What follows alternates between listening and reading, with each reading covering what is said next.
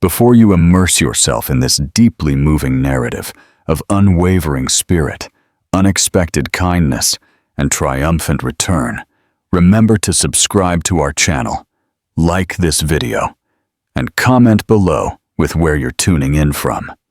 Your support helps us share more heartwarming stories. The Abandoned Baby.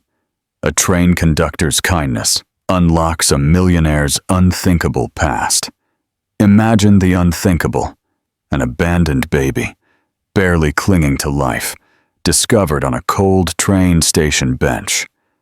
Her cries echo the conductor's own childhood pain, a legacy of loss she thought she carried alone. Unbeknownst to her, this act of compassion sets in motion a journey that will unravel a millionaire's deepest secret. His daughter, long presumed dead, is alive and loving another as her mother. This is a story of a hidden past, a desperate search, and a family unexpectedly reunited, where love, forged by unforeseen circumstances, must navigate the delicate tracks of truth and belonging. Prepare to be moved as three destinies collide on rails of the heart, proving that sometimes the greatest miracle is the last stop on an extraordinary journey. Chapter 1. A Cry on the Platform. The morning snow blanketed the station like a ghostly shroud when Brenda Stone adjusted her worn uniform and climbed into the cabin of Locomotive 704. Her calloused fingers glided over the control panel with the intimacy of someone who knew every button, every lever, every sound. The smell of metal, oil, and old coffee was her daily perfume. At 34, she knew the railway lines that cut through upstate New York better than the labyrinths of her own heart. "Good day for traveling, Frank?" she asked the old man, checking the brakes in the main car. "Better than yesterday, worse than tomorrow," he replied, with the simple wisdom of those who watch the world pass by unhurriedly. Brenda smiled. The discreet wrinkles around her green eyes betrayed not only the harsh sun of all those years, but also the pains she carried in silence. Her red hair, pulled back in a messy bun under her company cap, shone in the rare moments when sunlight filtered through the cabin window. She was beautiful, but in a tough way. As if she had forgotten that softness could also be a part of her, she engaged the engine. The familiar tremor of the locomotive was like a hug, the only constant affection she had known for years. She whistled twice before leaving the station. Punctually at 6:43, the train began its journey through the countryside, connecting small towns that progress seemed to have forgotten. No one knew much about Brenda's past. Her co-workers knew only fragments. She was a railroad worker's daughter, grew up among trains, lost her parents in a car accident in her early 20s. After that, she immersed herself in work like someone diving into a dark lake to escape a fire. And so she continued, between cars and stations, in a rhythm as predictable as the schedules she meticulously kept, until that afternoon. The sky bled in orange hues as the train made its last stop of the day at Maplewood Station. The humid heat clung to Brenda's uniform as she performed the final procedures. Passenger traffic had already dwindled, and only a few staff members cleaned the central platform, preparing for closing. That's when she heard it. A low cry, almost a suppressed sob. Initially, she thought it was just the wind in the old metal structures that always groaned as they cooled. But the sound had a distinct human cadence. Brenda walked along the empty platform, following that lament that seemed to call her. And then she saw her, on the farthest concrete bench, wrapped in a dirty blanket. A baby. She didn't seem to be more than a few months old. Her red face showed she had been crying for a while, but she was almost out of strength. Her swollen eyes stared blankly, with an expression that shouldn't exist in someone so small. A mixture of fear and resignation, as if she already knew that no one would answer her call. Brenda felt the world stop. The tracks, the trains, the schedules. Everything lost importance in that exact second. She approached slowly, afraid of startling the child. She extended trembling fingers and touched the warm face. "My God," she murmured, feeling something break inside her. She picked up the baby with a care she didn't even know she possessed. The child stopped crying for an instant, looking at Brenda with absurdly blue eyes. There was hunger in them, thirst, abandonment, but also a spark of hope that ignited when their eyes met. "Who would do that to you?" Brenda whispered, cradling the child against her chest. The next few hours were chaotic. Police, child protective services, testimonies, forms. No cameras at the station worked. No one saw anything. No clue as to who abandoned the child. An officer, seemingly accustomed to everything, said, "We'll take her to the municipal shelter. Then we'll see if anyone shows up." Something in his tone made Brenda clutch the child tighter. She knew that shelter. She knew what it meant to grow up as a number, as a file, as a leftover. "Can I keep her until someone shows up?" The words escaped her mouth before she could weigh them. The procedure was complex, but Brenda insisted. She filled out forms, went through interviews, opened her modest home for inspections. For weeks, she waited for someone to appear to claim the child. Meanwhile, each night, cradling that tiny body, each bottle in the morning silence, each toothless smile she received at dawn, she knitted that baby into her heart, as if she had always belonged there. The days turned into weeks, weeks into months. No one appeared. In the 7th month of temporary custody, when the social worker asked if she would like to start the adoption process, Brenda simply nodded, silent tears streaming down her face. "What name did you choose for her?" "Olivia," she replied without hesitation. Olivia Stone. It was her grandmother's name, the only person who truly loved her in childhood, and she swore at that instant that this new Olivia would never again know the feeling of abandonment. Time passed, reshaping Brenda's life. Her simple apartment near the station, once Spartan and silent, now had colors, toys, laughter. Co-workers who barely knew her now gathered to help with the child. Her boss, initially reluctant, adjusted her schedule so she could balance motherhood with the job she loved so much. Olivia grew up among locomotives, learning to walk by holding onto station benches, calling the neighborhood railroad workers by name. Her golden curls contrasted with Brenda's red hair, but both shared the same determination in their eyes. The girl was extraordinarily intelligent and curious. At 4, she already knew how the train's braking system worked. At 6, she avidly read any book she could. "Mommy, why does the sky seem to run with the train?" she would ask, looking out the cabin window. Brenda would smile, explaining basic physics in simple words, marveling at her daughter's thirst for knowledge. There were never any secrets between them. From an early age, Olivia knew she had been found, chosen, loved. "Someone left you for me," Brenda would say, "because they knew we needed each other." Life continued on the rails, literally, until one ordinary morning, a few days before Olivia's 7th birthday. He appeared. What profound emotions do you think Brenda experienced upon finding the abandoned baby, given her own childhood history?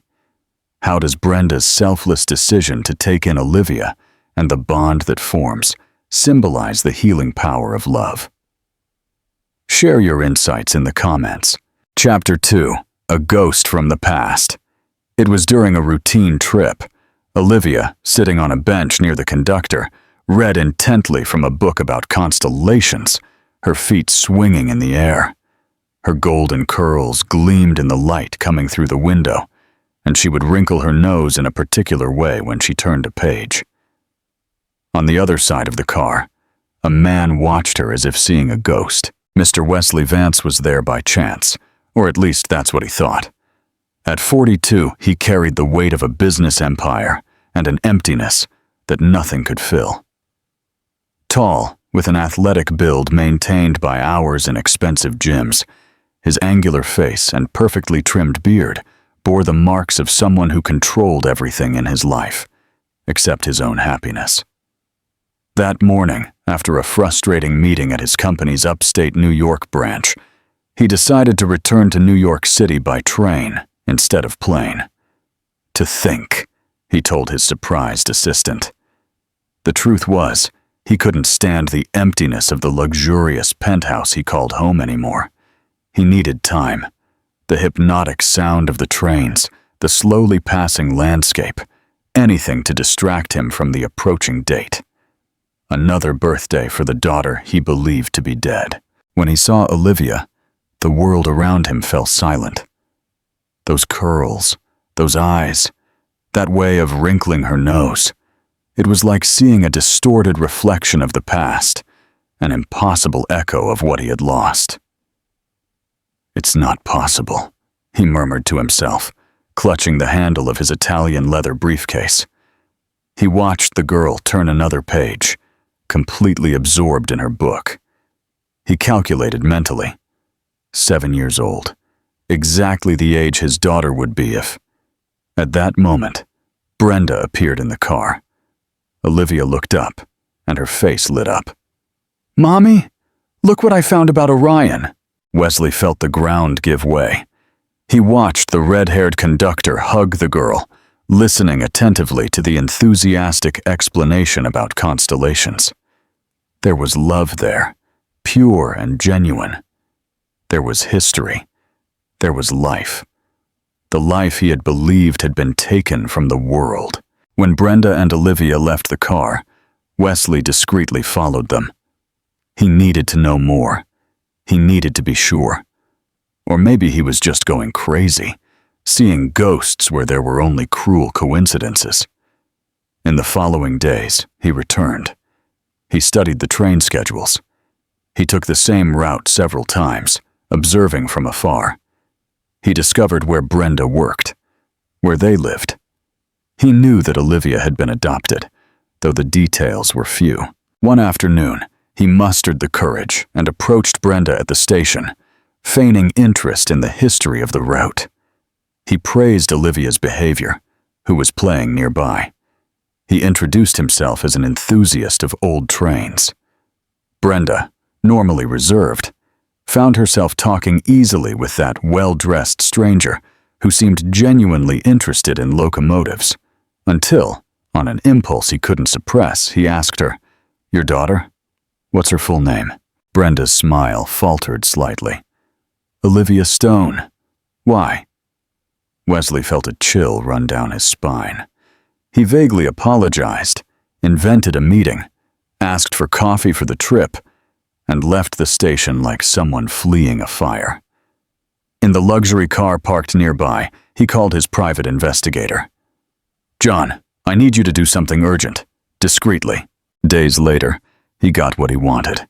A hairbrush with Olivia's golden strands, purposefully forgotten during a visit to the station. He ordered a DNA test, demanding absolute priority. When Brenda found out, it was like a train derailing. A co-worker warned her that a well-dressed man had been moving her daughter's things. Security cameras at the station, recently installed, confirmed the suspicion. She tracked Wesley through the business card he left, finally understanding that his interest had never been in trains. The confrontation happened in his office in New York City. Brenda drove for hours, leaving Olivia with a friend, determined to understand what that stranger wanted with her daughter.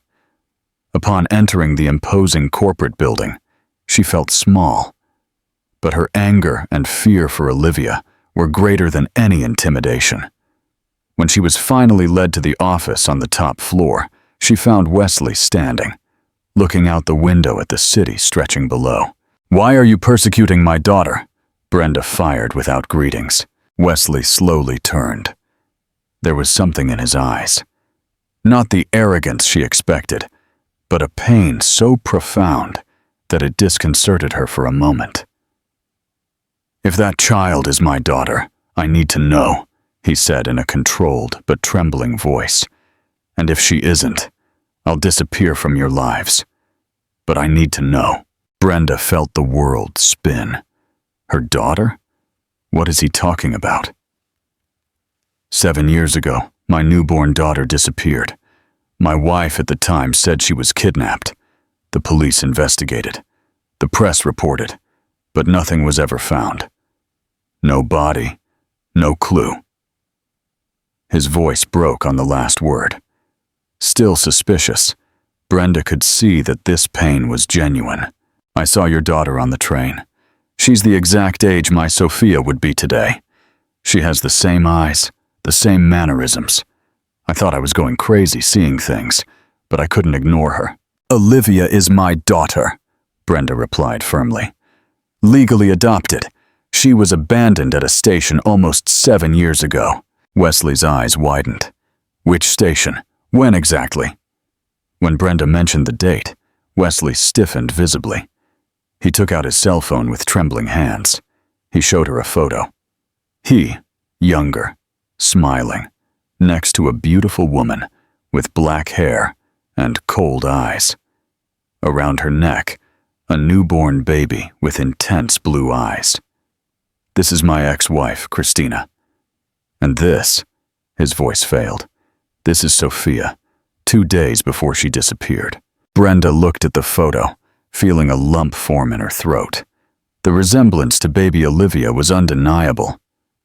"The DNA test," Wesley continued, "will arrive tomorrow. If it doesn't show kinship, I'll disappear from your lives forever. You have my word." Brenda left the office, dazed, driving back home as if on autopilot. That night, she watched Olivia sleeping, her golden curls spread across the pillow, and silently cried. The next morning, the result arrived. There was no doubt. Olivia was Wesley Vance's biological daughter.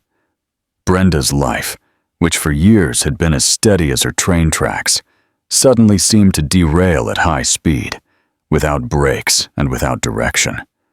And on the horizon, a storm was gathering, one that would forever change the destiny of these 3 souls, united by an abandonment that, ironically, might be the origin of a new kind of encounter. How does Olivia's innocent resemblance to Wesley's lost daughter, Sophia, ignite a desperate search for the truth?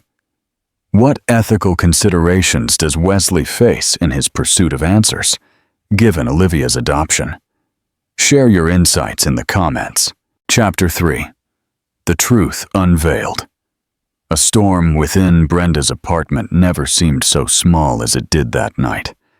Sitting at the kitchen table, her eyes fixed on the paper that confirmed what her heart already feared, she felt the walls closing in around her. The DNA test results, with their impersonal scientific jargon, described in numbers and percentages a devastating truth. Olivia, her daughter, the child she found, raised and loved as part of herself, was in reality Sophia Vance, heiress to an empire and daughter of a man who never gave up looking for her. The phone rang for the 3rd time. Wesley. Again. Brenda let it ring until it went to voicemail. What would she say to him? What would she say to Olivia? How to explain to a 7-year-old girl that her story had a previous chapter written by people she didn't even know? In the next room, Olivia slept, oblivious to the storm brewing around her small existence. Brenda got up and walked over, watching her daughter through the slightly ajar door. Her golden curls spread on the pillow, her soft breathing, the constellation book still open beside the bed. She felt tears silently stream down her face. She loved that child more than her own life. And now, the fear of losing her suffocated her like an invisible hand at her throat. The phone rang again. This time, Brenda answered before the sound woke Olivia. "We need to talk," Wesley said, his voice controlled but tense. "Not over the phone. What do you want?" Brenda asked, keeping her voice low. There was a long pause on the other end of the line. When Wesley finally replied, his voice sounded different, less corporate, more human. "I want to meet my daughter. I want to understand what happened. And I want—" He hesitated. "I want to do what's best for her." "And what do you think is best for her? To rip a 7-year-old girl away from the only mother she's ever known? From the school where she studies? From the friends she has?" The words came out sharper than she intended, laden with the fear that consumed her. "I'm not asking for that," Wesley calmly replied. "I'm just asking to talk, face to face. You have my word that I won't do anything rash, nothing that would hurt her, or you." Brenda closed her eyes, taking a deep breath. She knew her legal rights. Olivia's adoption followed all protocols, but she also knew the power that money and influence conferred on men like Wesley Vance. If he wanted to fight a legal battle, he would have the resources to drag the case out for years, traumatizing Olivia in the process. "Tomorrow at 10, at the coffee shop near the station," she finally agreed. "Olivia will be at school." "I'll be there," he replied before hanging up. The night was long, filled with tumultuous thoughts and few hours of sleep. In the morning, after dropping Olivia off at school with a tighter hug than usual, Brenda walked to the coffee shop. She chose a secluded table from where she could see the door. She ordered coffee but couldn't drink it. Wesley arrived punctually, wearing casual clothes that still exuded privilege. Without his executive suit, he seemed less intimidating, more human. His eyes scanned the room until they found her. There were deep, dark circles under them. He hadn't slept either. "Thank you for coming," he said, sitting opposite her. Brenda just nodded, unable to speak. The uncomfortable silence hung between them until Wesley broke it. "I found out what happened," he began, placing a folder on the table. "I hired private investigators after Sophia disappeared, but the police took over the case as a kidnapping and blocked our efforts. Now, knowing where to look, we've managed to reconstruct the facts." He opened the folder, revealing photographs, reports, testimonies.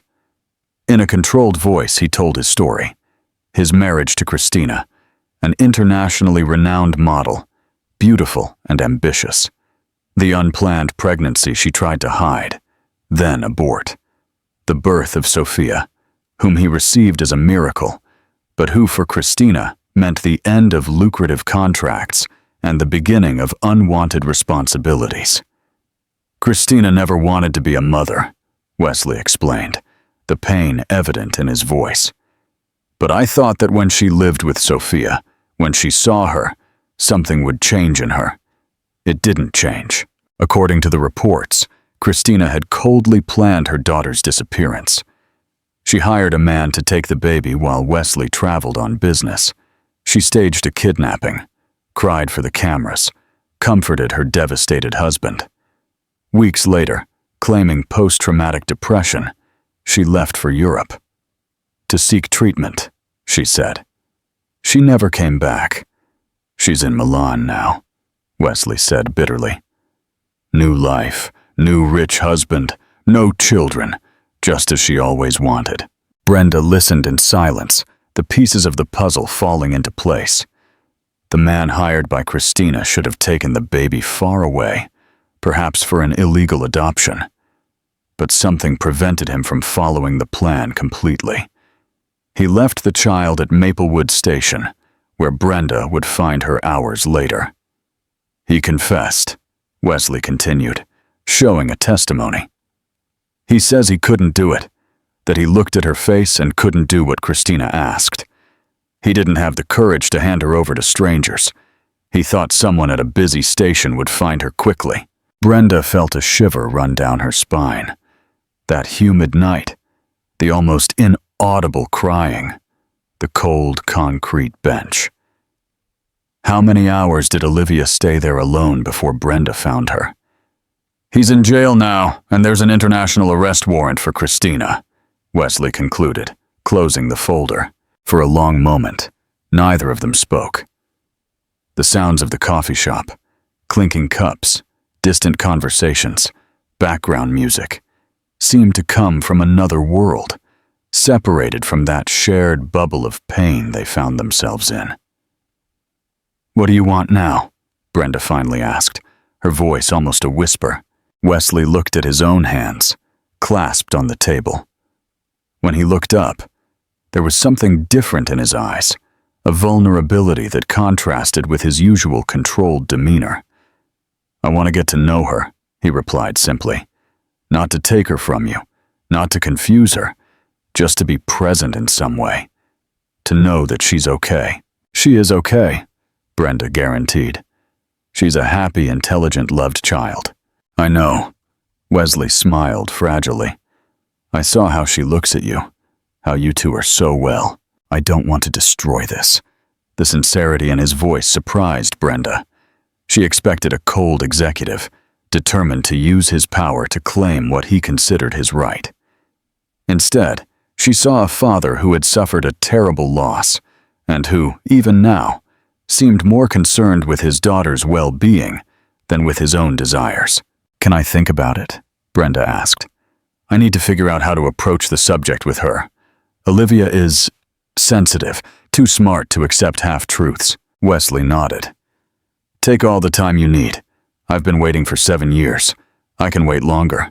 How does Wesley's detailed account of Christina's deception and Sophia's abandonment affect Brenda? What is the significance of Christina's complete lack of remorse and her callous planning of the abandonment? Share your insights in the comments. Chapter 4. Rebuilding Bridges. In the following days, Brenda observed Olivia with new eyes, looking for traits of Wesley she hadn't noticed before. The determined way she wrinkled her nose when concentrating, her crystal-clear laughter, surprisingly similar to his on the rare occasions she saw him genuinely smile. The gestures of her hands when explaining something complex. One night, while they were eating macaroni and cheese, Olivia's favorite, Brenda mustered her courage. "Honey, do you remember when we talked about how you came to me?" Olivia nodded, chewing thoughtfully. "You found me at the station. I was alone, and you chose me to be your daughter." "That's right." Brenda took a deep breath. "But there's more to this story. Things I didn't know before." With carefully chosen words, simplifying without lying, Brenda explained that they had discovered who Olivia's biological father was, that he hadn't abandoned his daughter, but believed she had been kidnapped, perhaps even died, that he had searched for her for years. "He wants to meet you," she concluded softly, "but only if you want to. No one will force you to do anything." Olivia's blue eyes widened, trying to process the information. She remained silent for so long that Brenda started to worry. "So, I have a father?" she finally asked, her voice small. "Yes, you do." "Will he take me home?" The question hit Brenda like a punch. "No, my love. No one will take you. You are my daughter. Nothing will change that. Promise?" "I promise." Olivia played with her food for a few moments, thoughtful. "What's he like? Is he tall? Does he have blue eyes like yours? Is he smart? Does he like trains?" "How do you know he likes trains?" Brenda smiled sadly. "That's how he found us, by riding trains." A few more seconds of contemplative silence. "Can I think about meeting him?" "Of course you can, my love. Take all the time you need." When she finally agreed to meet Wesley, 3 weeks later, Olivia was nervous but curious. The meeting took place in the park near their home, a neutral territory. Wesley arrived early, visibly anxious, carrying a package wrapped in colorful paper. Brenda and Olivia arrived hand in hand, the girl partly hid behind her mother, observing the stranger with wide eyes. "Olivia," Brenda said kindly, "this is Wesley." Wesley crouched down to her height, maintaining a respectful distance. "Hello, Olivia. I'm so happy to finally meet you." The girl studied him intently, as if trying to find answers in his face. "Are you my daddy?" The direct question, so typical of Olivia, caught Wesley by surprise. He swallowed hard before answering. "Yes, I am. But I know I haven't been your daddy all these years. Your mommy was the one who took care of you, who loved you from the beginning. I hope we can get to know each other if you want to," I said. Olivia looked at Brenda, who nodded encouragingly, and then back at Wesley. "Do you want me to call you Daddy?" Wesley blinked quickly, holding back emotion. "You can call me whatever you want. Wesley is a great start." Something in the answer seemed to please Olivia. She took a small step forward. "Did you bring me a present?" "Olivia." Brenda gently corrected her. "It's all right." Wesley smiled, extending the package. "Yes, I did. I hope you like it." Olivia carefully opened the wrapping, revealing a high-quality portable telescope. Her eyes shone with excitement. "Your mother told me you love stars," Wesley explained. "Can I see Orion with it?" Olivia asked, already examining the device. "When it's dark, yes, and much more." The initial ice slowly broke. They sat on a bench while Olivia tested the telescope, pointing it at distant birds, treetops, the church tower on the horizon. Wesley patiently answered her technical questions, visibly delighted with his daughter's intelligence. Brenda watched the interaction with conflicting feelings. There was relief at seeing Olivia gradually relaxing, curiosity about this man who showed an unexpected gentleness, and still a persistent fear that everything could change, that she could lose the center of her universe. In the following encounters, always with Brenda present, the relationship between Olivia and Wesley slowly evolved. He learned to respect the child's space, not to force closeness, to listen more than talk. She, in turn, began to show a growing curiosity about this man who was a part of her, yet still a stranger. "Why do you live in such a big house?" she asked him once, after showing Wesley photos of his penthouse in New York City. "Because I thought I needed a lot of space," he replied, noticing for the first time the emptiness of those luxurious surroundings. "But I think I was wrong." On another occasion, during a walk. "You were very sad when you thought I had died." The question hit Wesley like an arrow. He stopped walking, searching for words. "I was so sad that I forgot how to be happy," he finally replied, with an honesty that surprised even himself. Olivia reflected on that. Then she excitedly took his hand. "But now you've found me." "Yes," he smiled, gently squeezing her hand. "Now I've found you." These small, precious moments gradually built a bridge between them. Not the traditional father-daughter relationship Wesley might have dreamed of, but something unique, shaped by the extraordinary circumstances that united them. Meanwhile, something unexpected began to grow between Brenda and Wesley. What had started as tension and distrust slowly transformed into mutual understanding. On the fringes of their meetings with Olivia, they began to talk.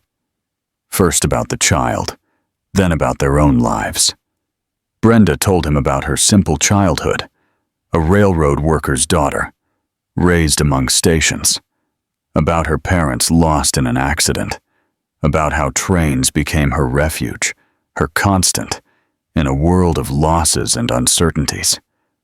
Wesley talked about the pressure of growing up as heir to a business empire, about his failed marriage to Christina, based more on appearances than on true love, about the emptiness he had felt, even before losing his daughter, an emptiness that professional success never filled. They were different worlds, lives that should never have crossed paths. And yet, there they were, united by their love for a child, slowly discovering that they had more in common than they imagined. One night, after dropping Olivia off at a friend's house for a pajama party, Brenda met Wesley for coffee. It was the first time they had seen each other without the child present. "Thank you for coming," he said, pulling out a chair for her for her in the elegant but discreet coffee shop. "I thought we needed to talk about Olivia." "Of course," Brenda replied. But surprisingly, they talked little about the child that night. Instead, the conversation flowed into other territories, books they had both read, places they would like to visit, dreams they had abandoned along the way. "I always wanted to see Alaska," Brenda confessed. "The northern lights, trains cutting through frozen landscapes." "I have a cabin there," Wesley replied. "I bought it years ago, but I never went. Always too busy." He waved his hand, smiling ironically at himself. When they said goodbye, there was a new lightness between them, as if an invisible wall had begun to crumble. How does Olivia's directness and honesty accelerate her bond with Wesley, challenging traditional expectations of a father-daughter relationship? What is the significance of Brenda and Wesley's first meeting without Olivia, and what new emotions does it reveal between them? Share your insights in the comments. Chapter 5. A new love on the tracks. It became a routine. While Olivia gradually accepted Wesley into her life, not yet as a father, but as a constant and affectionate presence, Brenda and he developed an improbable friendship. He began visiting the small town more often, renting a house nearby. He would show up at the station during Brenda's breaks, bringing coffee and conversation. She taught him about locomotives, about the pleasure of driving something so powerful yet predictable. He talked about business, about how he had built his empire from his father's small company. One particularly warm afternoon, he invited her to dinner. "Just to talk," he assured her, visibly nervous about the invitation. "I can't leave Olivia alone," Brenda responded, ignoring the slight flutter in her stomach. "Of course, we can do something, all three of us." Instead of a sophisticated restaurant, they ended up at a simple pizzeria, laughing at Wesley's awkward attempts to eat without cutlery, listening to Olivia tell school stories, sharing a normalcy neither of them had experienced before. It was that night, watching Wesley help Olivia wipe tomato sauce from her neck with a napkin, that Brenda admitted to herself what she had been trying to deny. She was falling in love with him. The realization terrified her. It was too complicated, too risky. Their lives were worlds apart, separated by abysses of class, experience, expectation. And at the center of it all was Olivia. Precious, vulnerable, finally adapting to this new reality. Wesley also struggled with growing feelings. He saw in Brenda a strength he had never found before. Not Christina's calculated beauty, but an authenticity that fascinated him. The way she would protect Olivia at any cost. How she commanded her train with the same firmness with which she lived her life. How she smiled, rarely, but always truthfully. One rainy night, when he was driving Brenda and Olivia home after an impromptu movie night at his rented house, the car stopped in a deep puddle. "I think we're stuck," Wesley said, after several frustrated attempts to get out.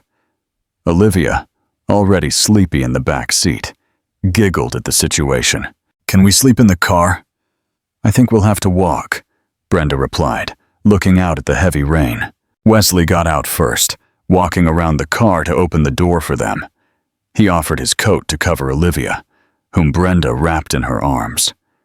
They walked quickly through the rain to the small apartment, wet and laughing like children. In the coziness of the living room, after putting Olivia to bed, Brenda offered dry towels and hot tea. Wesley accepted both, sitting on the worn sofa, looking strangely at ease in that simple environment. "You're building a good relationship with her," Brenda commented, sitting on the opposite sofa. "She's incredible," Wesley replied, looking out at the rain from the window. "Intelligent, strong, sensitive, like her mother." The compliment hung in the air between them, laden with unspoken meaning.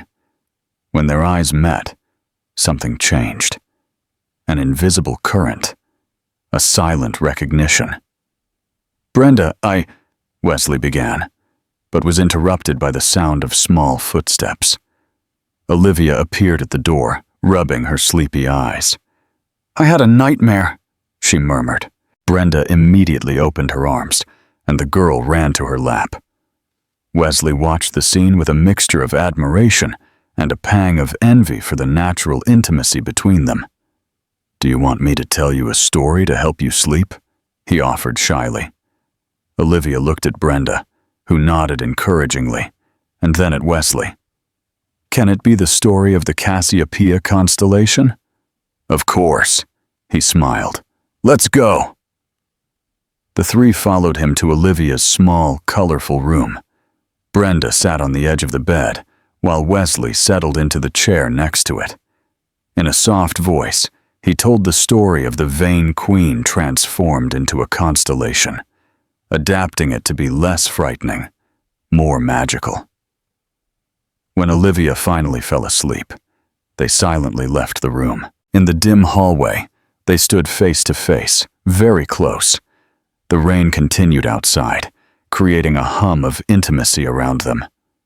"You're an incredible mother," Wesley whispered. "And you're being a good father," Brenda replied, surprising herself with the words. Their eyes met again, and this time, there was no denying what was growing between them. Wesley leaned in slightly, hesitant, giving her every opportunity to pull back. Brenda didn't pull back. The kiss was soft, almost timid, a mutual recognition of feelings that had grown in the shadows, nurtured by their shared love for a child, by sincere conversations, by patiently built respect. When they parted, both seemed equally surprised and scared by what had just happened. "This is complicated," Brenda murmured. "Very," Wesley agreed. "But maybe," he left the sentence hanging, aware of all the difficulties ahead, the different worlds, the external expectations, Olivia's adaptation to this new dynamic. "One step at a time," Brenda suggested, offering a small smile. Wesley nodded, gently taking her hand. "One step at a time." What is the significance of the shift in the relationship between Brenda and Wesley? Moving from guardianship of Olivia to a budding romance? How does Olivia's nightmare and Wesley's storytelling create a new layer of intimacy within their unconventional family? Share your insights in the comments. Chapter 7. A New Station. A New Life. That night, after Wesley left, Brenda stayed awake for hours, looking towards the center of the room. Her life, so carefully constructed in straight lines like her train tracks, now followed unexpected curves. It was frightening. It was exciting. It was real. In the apartment he rented, Wesley also contemplated the ceiling, listening to the rain gradually diminish. He thought about the irony of fate, how the deepest pain of his life had led him through tortuous paths to find not only the daughter he thought he had lost, but also a woman who challenged him to be better, to see beyond appearances, to value what truly mattered. The next morning, when they met to take Olivia to school, there was a new complicity between them. Discreet, respectful, but undeniably present.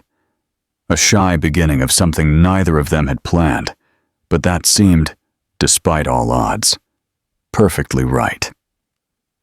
And Olivia, observant as always, noticed the change.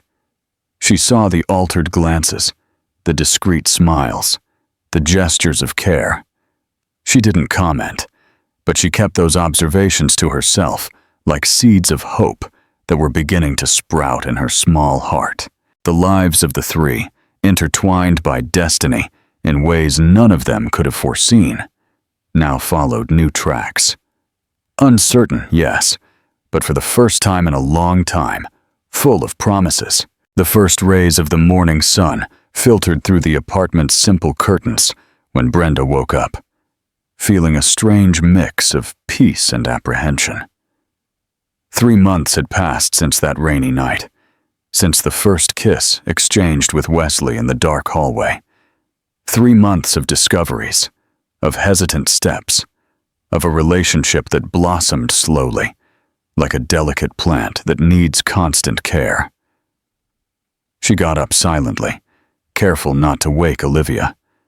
In the small kitchen, she made coffee, while looking out the window at the city beginning to wake up. The streets still empty, the lights in the houses coming on one by one, the distant train station. Solid, reliable, part of her identity for so long. Her cell phone vibrated with a message. "Wesley, good morning. Thinking of you." She smiled, feeling that now familiar warmth in her chest. It was still surreal. The train conductor from the countryside, in love with the New York City businessman, like a movie she never imagined starring in. "Good morning. Olivia asked if you're coming today for the school festival." The answer came almost immediately. Wouldn't miss it for anything. This was the new Wesley she had met in recent months. Not the calculating executive in the impeccable suit, but a man rediscovering priorities, learning to value simple moments, fighting to build bridges to his daughter's heart, and, unexpectedly, winning hers too.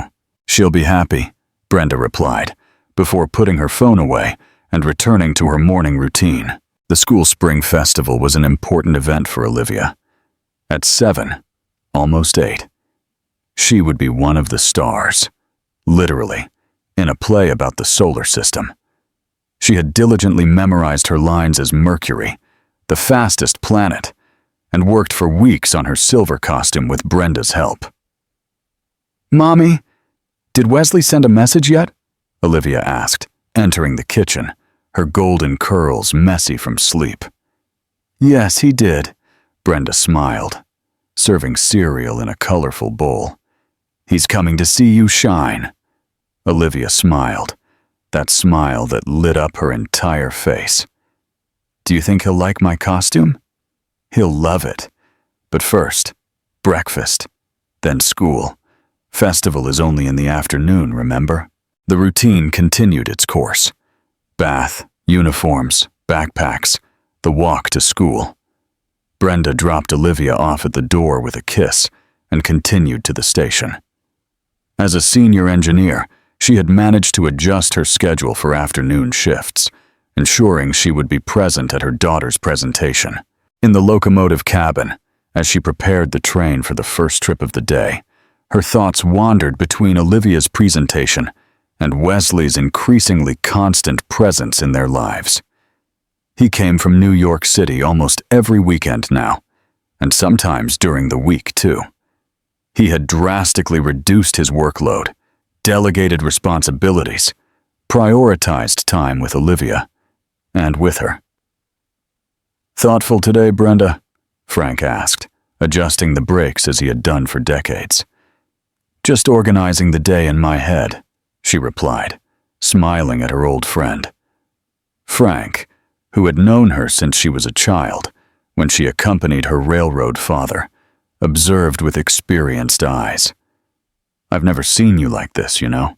You have a different sparkle." Brenda felt her face warm slightly. "I don't know what you're talking about." "Of course not," the old man laughed. "But I'm happy. You and the little one deserve it." The day passed normally. Tracks and schedules, stops and departures. At 1 p.m., Brenda left the station, changed her uniform for a simple but beautiful dress, a rarity in her predominantly practical wardrobe, and headed to the school. Wesley was already there, elegant even in casual clothes, talking with other parents. Seeing her, his eyes lit up in a way that still took her breath away. "I missed you," he told her softly when she approached. "We saw each other yesterday," Brenda replied, trying to sound casual, failing completely. "Too long." They sat together in the makeshift audience in the schoolyard, their arms occasionally touching. Around them, some curious eyes observed, the small town still adjusting to the sight of the train conductor and the rich businessman from New York City as a couple. There were jokes, of course, speculations, some malicious, But over time, Wesley's constant presence, his evident affection for Olivia, his unexpected simplicity, disarmed even the most skeptical. When Olivia entered the stage, shining in her silver costume, Brenda felt Wesley take her hand. They looked at each other briefly, a moment of connection, of recognition of the small miracle they shared. "I'm Mercury, the planet closest to the sun," Olivia declared with a clear, confident voice. "I spin very fast and have a surface full of craters. I'm small, but very important to understand the solar system." Brenda felt her eyes well up. Wesley didn't try to hide his own tears. At the end of the presentation, they applauded standing, while Olivia made an exaggerated bow, looking for them in the audience with eyes shining with pride. Afterwards, as Olivia proudly showed Wesley her classroom, explaining her science projects in detail, Brenda observed the interaction with a full heart. The journey there hadn't been easy. There had been difficult moments, complicated questions, necessary adaptations. "Why don't you live with us like my friends' dads?" Olivia had asked once after Wesley had spent the weekend with them. "It's complicated, Liv," he replied, using the affectionate nickname he had created for her. "We live in different cities, we work in different places, but you like my mom, and she likes you." The child's frankness caught them off guard. They exchanged uncertain glances about how to proceed. "Yes, we love each other very much," Brenda finally admitted. "But sometimes adults need time to figure out how to make things work." Olivia considered the answer with the seriousness of someone evaluating a complex equation. "Well, I think you should solve it soon. It would be great to have you both here always." That conversation echoed now in Brenda's mind as they watched the two of them examine a poster about the water cycle. The naturalness with which they interacted now, Olivia's growing trust in Wesley, his infinite patience with her questions, was an evolution that seemed almost miraculous, considering how it all began. After the festival, the three walked together to the park. Olivia ran ahead to play with some friends, while Brenda and Wesley sat on a bench under a leafy tree. "She was incredible," Wesley commented, still looking at his daughter with admiration. "She always is," Brenda agreed. "She spent the whole week rehearsing those lines about Mercury. She even dreamed about planets." Wesley took Brenda's hand in his. "We need to talk about something." The serious tone alarmed her. "What?" "The investigation into Christina has progressed.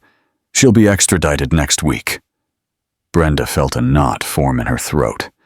Despite knowing this would eventually happen, the reality was disturbing. "Does Olivia know?" "Not yet. I thought we should decide together how to tell her."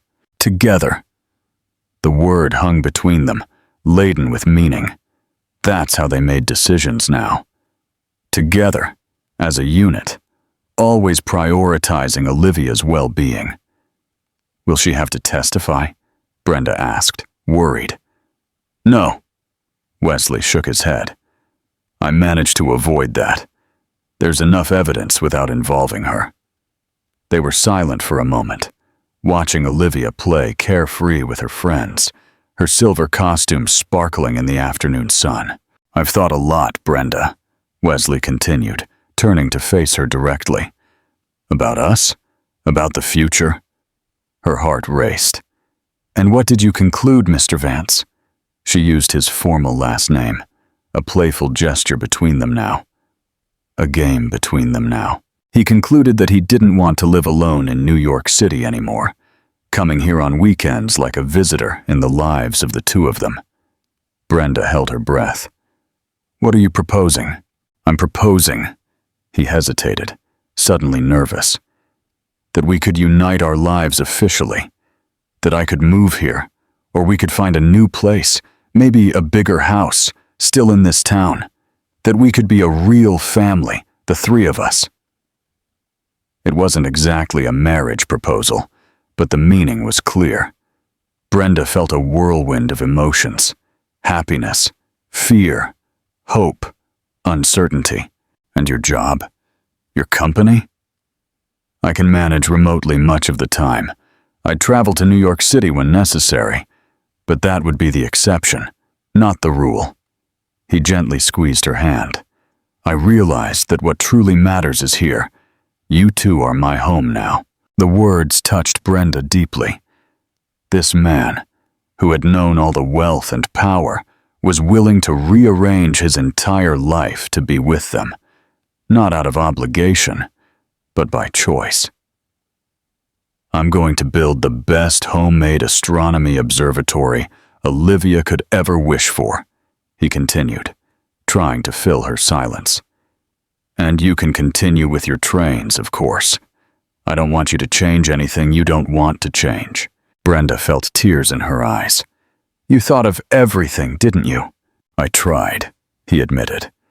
But if you prefer to wait, I understand. We can go slower. She shook her head, laughing softly. I think we've waited long enough in life, haven't we? Both of us. Wesley's face lit up with hope. Is that a yes? Instead of responding with words, Brenda leaned in and kissed him. Right there, in the small town park, under the curious eyes of other parents. She no longer cared what they thought. Life was giving her a second chance at happiness, and she would seize it with both hands. The kiss was interrupted by an animated little voice. Ew, you're kissing in public! Olivia was standing in front of them, feigning annoyance, but with a barely contained smile on her face. Wesley laughed, extending his arm to include her in a hug. Actually, we're discussing an important move, Liv. What do you think about us all living together? The girl's eyes widened. You'd come live with us. Forever? If that's okay with you, Wesley responded, his tone suddenly serious. Because you're the most important person in this decision. Olivia looked from Wesley to Brenda, who nodded encouragingly. A huge smile spread across her face, still silver-painted from the play. Can we have a dog? Everyone in my class has a dog. Brenda and Wesley exchanged amused glances. We can discuss that, Brenda replied, pulling the girl into a tight hug. There, on the park bench, under the blue spring sky, something new solidified. Not just a relationship between adults, but a family being remade, mended, reinvented. How does Olivia's innocent but profound toast to her father reveal her inner processing of his death? What is the significance of Wesley's decision to propose a new life together, encompassing both Brenda and Olivia, and his willingness to sacrifice his corporate life for them? Share your insights in the comments. Chapter 7. A New Station, A New Life. Continued. The following weeks were filled with preparations. Wesley found a spacious house on the outskirts of the town, not ostentatiously luxurious but comfortable, with a large yard, and to Olivia's delight, a perfect space for a home observatory. The news about Christina came as expected.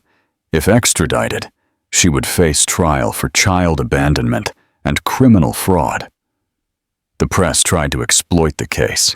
Air Fine's daughter given up for dead. But Wesley used his influence to protect Olivia from exposure. Explaining to the child about her biological mother was the hardest part. They sat down with her one night after dinner, carefully choosing words she could understand without being traumatized. The woman who gave birth to you did something very wrong, Brenda gently explained. She left you alone when you were just a baby. She didn't want me? Olivia asked. Her voice suddenly small. Wesley felt his heart clench. It's not that she didn't want you, Liv. She wasn't well. She didn't know how to be a mother. She made very bad choices. And now she'll be punished? She'll answer for what she did, Brenda replied. But the most important thing is that you're safe. You have a family that loves you very much. Olivia remained silent for a long time, processing. Finally, she looked at Wesley. Did you stay very angry with her for leaving me? Wesley swallowed hard, seeking honesty without scaring his daughter. I was very sad. And yes, angry too. But now, in a way, I have to thank her. Thank her? Olivia frowned, confused. If she hadn't done what she did, you would never have been found by your mom at the station. We would never have formed this family. Sometimes, bad things lead us to good places we never imagined. The simple wisdom seemed to satisfy Olivia. She hugged them both, one on each side, with the surprising strength of a determined child wanting to keep her world together. Days later, a letter arrived, sent by Christina from the prison where she awaited trial. Wesley hesitated to open it, finally deciding to do so only in Brenda's presence. The letter was short, written with the cold elegance he knew so well. Wesley, I know you found Sophia, or Olivia, as she's apparently called now. I also know you've rebuilt your life with the woman you chose. I won't pretend to apologize. I never wanted to be a mother, and I still don't. But I acknowledge the mistake of how I handled it. I won't fight for custody or any nonsense you might fear. The child is yours, as I always wanted. I'm signing all the parental rights waiver documents my lawyers prepared. In return, I only ask that you save Sophia, or Olivia, from the spectacle of a trial. She doesn't need to know details that would only hurt everyone.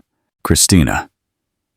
Wesley slowly folded the letter, handing it to Brenda, who read it with a grave expression. Cold to the end, she commented. But at least sensible on this point, Wesley replied. Olivia really doesn't need that trauma. They agreed to keep the letter, perhaps to show Olivia when she was an adult, and could better process the complexity of the situation. For now, the focus was the future. The move to the new house, the plans for the wedding they decided to hold at the station where everything began. It was during the moving preparations that Brenda made a discovery that would again change the course of their lives. Morning sickness, unusual fatigue, a delay she initially attributed to stress, all signs that culminated in a positive home pregnancy test, later confirmed by blood work. She was pregnant. When she told Wesley, she saw in his eyes a mix of shock and pure joy. Are you sure? He asked, his hands trembling as he touched her still flat belly. Absolutely. 12 weeks. He hugged her carefully, as if she had suddenly turned to crystal. Another miracle, he whispered against her hair. I don't deserve so much happiness. Yes, you do, she replied. We both do. How does Olivia's letter to Christina and Christina's response provide closure and insight into her true nature?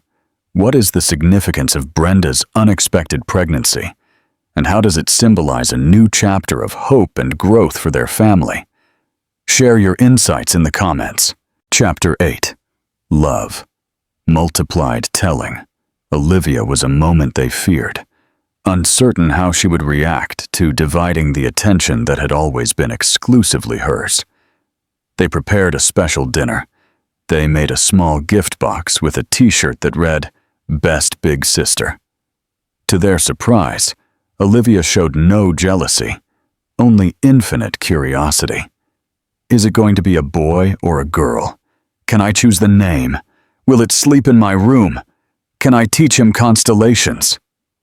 The questions came in an uninterrupted flow, as she pressed her ear against Brenda's belly, as if she could hear the baby respond. It's still too early to know some of those things, Brenda laughed. But yes, you'll be his or her official astronomy teacher. The wedding took place on the central platform of Maplewood Station, decorated with lights and wildflowers. Brenda wore a simple but elegant dress that gently accommodated her 5-month belly.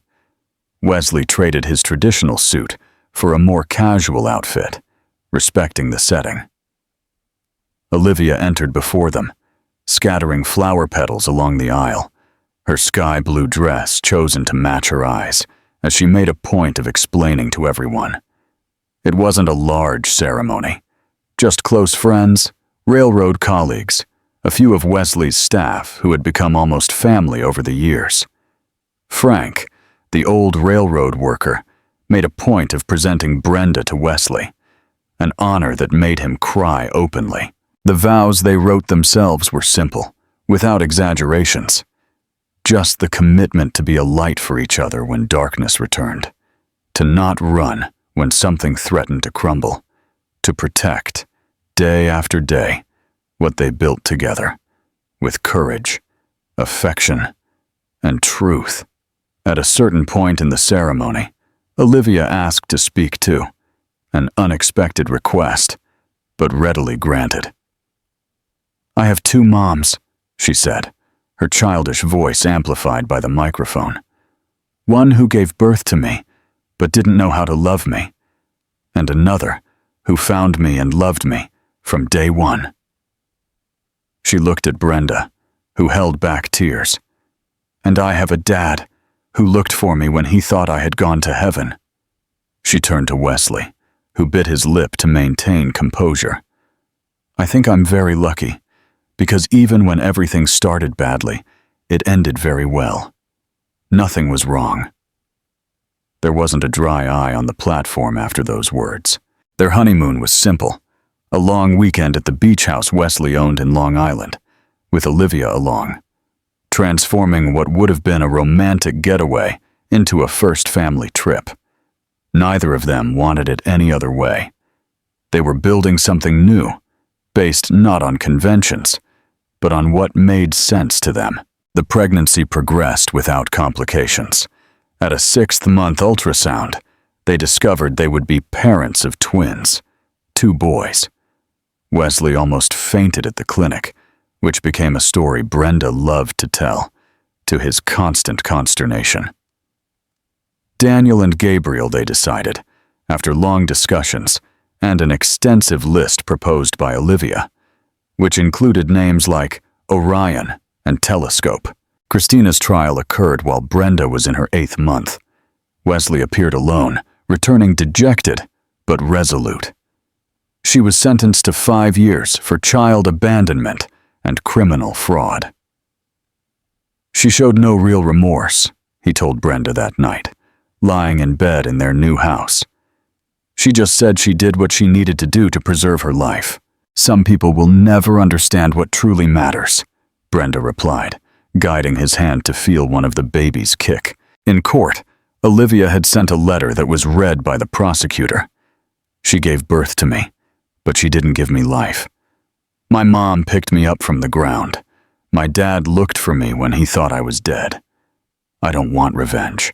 I just want her to never again have the power to hurt anyone." The simple yet profound words had more impact than any legal argument. The judge cited her in his sentence, emphasizing how the abandonment was not an act of desperation, but a calculated choice that almost cost an innocent life. The twins were born on a spring morning, strong and healthy, blonde like their father, but with Brenda's intense green eyes. Wesley didn't leave the hospital for an instant, dividing his time between caring for Brenda, admiring the newborns, and picking up Olivia from school to meet her brothers. The girl approached the crib with almost scientific caution. "They're so tiny," she whispered, observing the sleeping babies. "And so red. Were you like that too?" Brenda smiled from her hospital bed. "Can I hold one?" With Wesley's help, Olivia held one at a time with extraordinary care for a child her age. "Hello, Daniel. Hello, Gabrielle. I'm your big sister. I'm going to teach you everything you need to know." The following years flowed into a chaotic but happy routine. Wesley opened a smaller office for his company in the city, drastically reducing his trips to New York City. Brenda returned to work on the trains after maternity leave, albeit with reduced hours, prioritizing being present for her 3 children. The twins grew strong and inseparable, sharing a connection that fascinated everyone around them.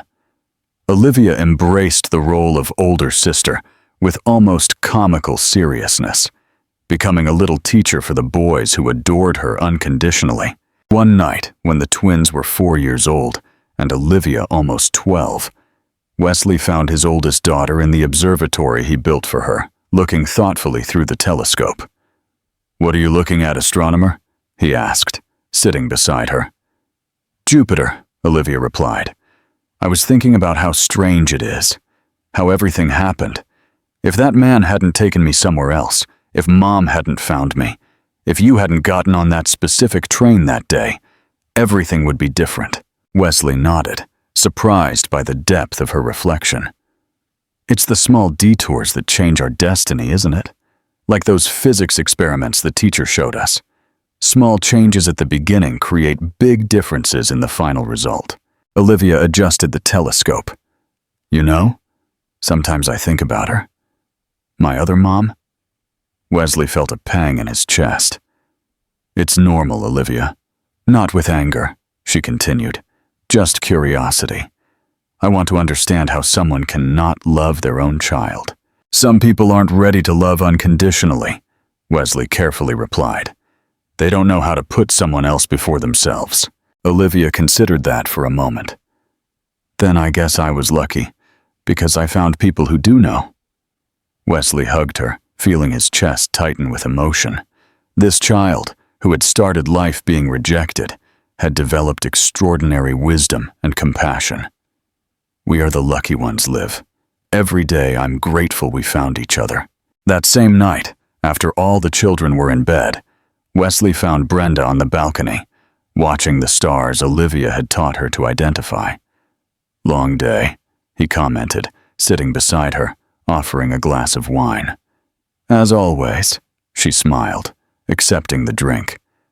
The twins destroyed the kitchen trying to make a magic potion, and Olivia spent the afternoon explaining why Pluto should be considered a planet again for a school essay. Wesley laughed, wrapping his arm around her shoulders. "I talked to Liv about Christina today." Brenda raised her eyebrows. "What did she say?" "She was curious, more than hurt, trying to understand. She has a huge heart," Brenda commented. "Bigger than mine, for sure. I don't know if I could forgive so easily." "You did forgive," Wesley reminded her. "You could have seen me as a threat, someone who wanted to take your daughter away. Instead, you made space for me in your lives." "It wasn't exactly out of generosity," she smiled. "You were very persistent and charming, I must admit." He laughed, kissing her softly. 5 years, Brenda. 5 years since I saw a little girl with golden curls, reading about constellations on a train. "The best coincidence of my life," she replied, leaning against him. "It wasn't a coincidence," Wesley corrected. "It was destiny." They stayed there, under the stars. Olivia loved so much, surrounded by the comfortable silence of the house where their children slept. The life they built together wasn't perfect. There were arguments, challenges, difficult days. But it was real, solid, founded on mutual respect and a love that grew from the most improbable circumstances. Some years later, when Olivia was already a teenager applying to astronomy colleges, and the twins ran through the yard with inexhaustible energy, Brenda found Wesley looking at an old photograph. It was the image of that newborn baby in his arms, days before her disappearance, the only memory he had kept during the years of searching. "What are you thinking about?" she asked, hugging him from behind.